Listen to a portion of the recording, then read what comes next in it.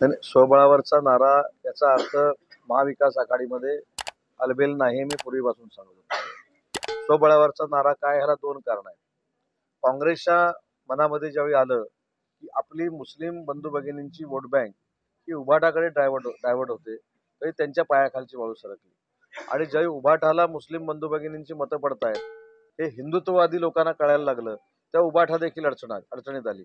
त्याच्यामुळे क्रमप्राप्तीच आहे की दोघांनी सेपरेट लढणं. त्याच्यामुळे मला काही नवल वाटत नाही. परंतु एक फक्त त्यांनी जी एक महत्वाची गोष्ट सांगितली की महानगरपालिका त्यांचीच येणार आहे, तर मी मागचा थोडा इतिहास सांगतो.